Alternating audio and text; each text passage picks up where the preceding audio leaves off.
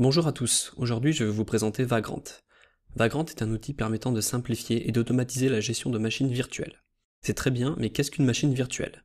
Le principe d'une machine virtuelle est de recréer un environnement indépendant, qu'il soit logiciel ou matériel, en utilisant les ressources d'un environnement hôte. Je peux par exemple demander à ma machine avec 2 processeurs et 4 Go de RAM, d'en émuler une avec 1 processeur et 1 Go de RAM. Dans les faits, il existe 3 niveaux d'émulation. L'émulation complète, d'un ordinateur complet. Dans ce cas, on peut émuler une architecture différente du host. Par exemple, je peux émuler un processeur ARM, qui est utilisé par exemple sur les consoles de jeux, alors que j'ai un processeur Intel. C'est très intéressant et ça peut être fait avec QEMU. Par contre, c'est lent. Ensuite, on a la virtualisation, c'est elle qui nous intéresse. Il s'agit d'émuler un ordinateur du même type que l'hôte. L'intérêt est par exemple de virtualiser un environnement Linux, alors qu'on utilise un environnement OS X. C'est rapide et c'est sécurisé, car l'hôte et le système virtuel sont distincts. Ça peut être fait avec VirtualBox par exemple. Enfin, on a les conteneurs, qui consistent à émuler un ou plusieurs environnements sur un même hôte. Ce sont des environnements applicatifs plutôt que des systèmes complets. Cela pourrait par exemple être utile pour faire tourner une application Ruby on Rails qui accède à une base de données. Les environnements sont cloisonnés entre eux, mais on est dépendant de l'hôte. Par exemple, on ne peut pas faire tourner un programme Windows si l'hôte est un Linux. C'est par contre encore plus rapide qu'une virtualisation. Cette solution peut être mise en place avec Docker. À noter quand même qu'il n'existe pas de conteneurs sous Windows. Maintenant, vous vous demandez sans doute pourquoi utiliser la virtualisation et est-ce qu'elle est adaptée à votre cas. Voici quelques-uns des usages pour lesquels la virtualisation est très pratique. Je veux mettre facilement à disposition un environnement à un collègue. Par exemple, je veux mettre à disposition une application web à mon intégrateur pour qu'il puisse y effectuer des modifications. Plutôt que de lui demander d'installer l'application et toutes ses dépendances, je peux lui fournir une machine virtuelle prête à l'emploi de telle sorte qu'il puisse commencer à y travailler dans les 5 minutes. Je peux vouloir tester un comportement dans un environnement particulier. Par exemple, pour visualiser le rendu de mon site sur Internet Explorer alors que je suis sur Mac. C'est également une bonne idée d'essayer de reproduire les conditions de l'environnement de production d'une application en situation de développement. Si j'ai une application avec des dépendances un peu complexes, plutôt que de les éviter quand je suis en développement, je peux utiliser une machine virtuelle où tout est déjà configuré. La virtualisation est également un moyen de mieux utiliser les ressources physiques à disposition et cloisonner les services. Par exemple, je peux héberger plusieurs services ou applications différentes sur un même serveur physique qui dispose de ressources importantes. C'est également un moyen d'éviter les effets de bord d'une application installée en local, et donc le fameux « ça marche chez moi ». Enfin, la virtualisation permet de mettre en place une configuration reproductible de façon automatisée. C'est tout l'intérêt de Vagrant, et c'est ce que nous allons voir aujourd'hui. À la base, Vagrant allait de pair avec VirtualBox, mais il supporte maintenant plusieurs providers, notamment VMware. Pour notre exemple, nous allons utiliser VirtualBox et l'installer. C'est très simple, il suffit d'aller sur le site, récupérer le package qui va bien, et l'installer.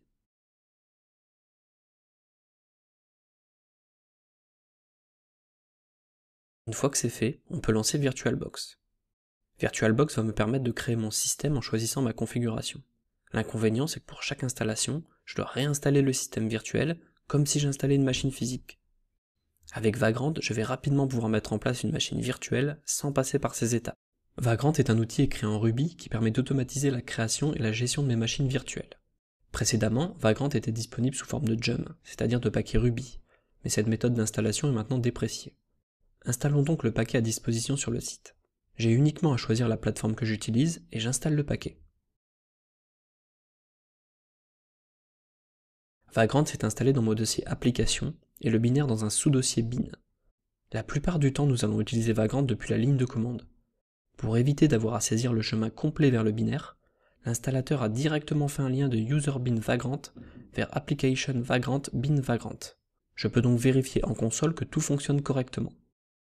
Maintenant que tout est installé et fonctionne correctement, nous allons voir comment mettre en place notre première machine virtuelle avec Vagrant. Je vais commencer par créer un dossier VM dans mon répertoire personnel. Contrairement à l'utilisation de VirtualBox, je n'ai pas besoin de créer ma propre machine virtuelle et de la configurer avant de l'utiliser.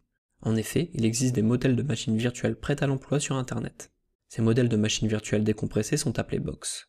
Pour mon exemple, je vais utiliser une Ubuntu 14.04 qui utilise VirtualBox comme provider. Vagrant fonctionne avec un seul fichier de configuration, le fichier Vagrant File, qui est généré à l'initialisation. Pour initialiser ce fichier, je peux soit utiliser Vagrant init seul, soit avec des options. L'option name me permet de donner un nom à ma machine virtuelle, et l'option URL me permet de préciser l'URL de la box à ajouter. Je vais donc initialiser une machine virtuelle qui s'appellera Ubuntu, et utiliser mon fichier box que j'ai récupéré en local. J'utilise un chemin local car j'ai rapatrié le fichier box avant de l'utiliser, mais j'aurais pu passer directement à l'adresse HTTP comme argument. Vagrant a donc créé un fichier Vagrant File. Je peux maintenant lancer ma machine virtuelle avec Vagrant Up. La machine virtuelle est en train d'être configurée. Nous n'avons rien à faire de plus. On peut en profiter pour jeter un œil à notre fichier Vagrant File. Il s'agit donc d'un fichier qui est écrit en Ruby. Pour le moment, les deux seules options qui nous intéressent et que nous avons passées en ligne de commande sont les deux premières, box et box.url. Mais il en existe d'autres que nous verrons plus tard. Ça y est, notre machine virtuelle est initialisée et on peut donc s'y connecter directement en SSH avec Vagrant SSH. Vagrant a configuré pour nous les clés SSH ainsi qu'un accès sudo sans mot de passe. Vagrant a également configuré par défaut un partage de fichiers entre l'hôte et la machine virtuelle. Sur la machine virtuelle, on retrouve ce dossier partagé dans /vagrant. Je peux me déplacer dans ce dossier et créer un fichier. Ce fichier sera créé sur l'hôte dans le dossier où se trouve notre fichier Vagrant File. C'est très pratique si vous voulez travailler sur le code d'une application sur l'hôte en l'exécutant dans la machine virtuelle. Une fois que nous avons terminé, nous pouvons nous déconnecter. En listant les fichiers sur l'hôte, on voit qu'il a bien créé le fichier file. Nous pouvons maintenant éteindre la machine virtuelle avec Vagrant Alt.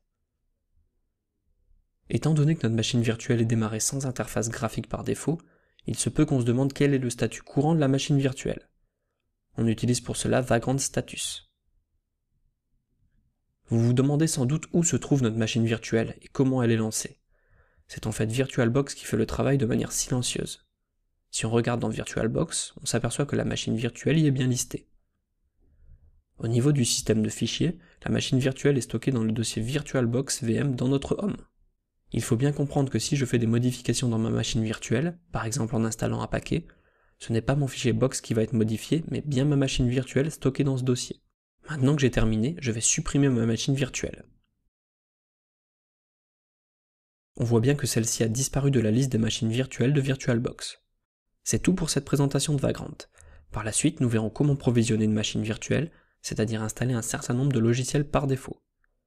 Nous verrons également comment créer notre propre box et comment utiliser une machine virtuelle pour faire tourner une application que l'on écrit depuis le host.